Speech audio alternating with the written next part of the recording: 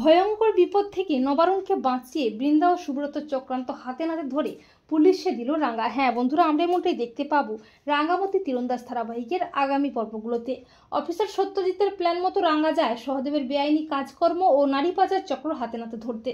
অপরদিকে সুব্রত বৃন্দার প্ল্যান মতো নবারুণকে ফোন করে বলে যে রাঙ্গা ও একলব্য চরম বিপদে আছে, ওদের বাঁচান। সুব্রতর ফোন পেয়ে বৃন্দার চক্রান্তে পা দিয়ে নবারুণ ছুটে যায় জঙ্গলের দিকে। অপরদিকে রাঙ্গা ও অফিসার সত্যজিৎ সহদেব ও তার গ্যাংদের হাতে নাতে ধরে ফেলে। আর ঠিক তখনই নবারুণও রাঙ্গা রাঙ্গা বলে ছুটতে ছুটতে যায়। নবারুণকে দেখে রাঙ্গা অবাক হয়ে যায়।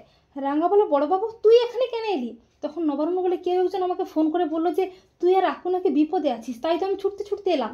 এরপর হঠাৎই রাঙ্গা দেখতে পায় ছদ্মবেশী সুব্রতকে।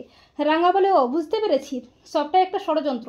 এই বলে রাঙ্গা নবারুণকে ভয়ঙ্কর বিপদ থেকে বাঁচিয়ে ছদ্মবেশী সুব্রতকে তীর দিয়ে শাস্ত করে। আর বৃন্দা সুব্রতকে ফোন করে। সুব্রত ফোনটা রিসিভ করে, কিন্তু রাঙ্গার কথা মতো সুব্রত বৃন্দাকে জঙ্গলে ডাকে। সুব্রতর কথা মতো বৃন্দা জঙ্গলে এসে রাঙ্গার ফাঁদে পড়ে। রাঙ্গা বলে, কি রে বড় বৌদিটো, মুখে ফাঁসানোর লিখে তুই বড়বাবুকে বিপদের মধ্যে ফেললি? বৃন্দা বলে, রাঙ্গা তুই এসব কি বলছিস? তখন রাঙ্গা বলে, চুপ কর বড় বৌদি, তোর প্ল্যানটা আমি ধরে ফেলেছি। আর তোর শরীর খারাপটা সবটা একটা ভান ছিল, তাই না? রাঙ্গা বলে, বড়বাবু, বড় বৌদিটা এই প্ল্যানটা করে সুব্রতকে দিয়ে তোকে ফোনটা করে বলেছিল যে আমি আর উড়ানবাবু নাকি বিপদে আছি। রাঙ্গা বলে, তোদের দুটোকে আমি গারদে ঢুকাবো। এরপর অফিসার সত্যজিৎ ও তার পুলিশ টিম বৃন্দা ও সুব্রতকে অ্যারেস্ট করে। তো বন্ধুরা, তোমরাও এটাই চাও তো যে ভয়ঙ্কর বিপদ থেকে নবারুণকে বাঁচিয়ে বৃন্দা ও সুব্রত চক্রান্ত যেন হাতে নাতে ধরে ফেলে রাঙ্গা? কমেন্ট করে এক্ষুনি জানিয়ে দাও তোমাদের মতামতটি।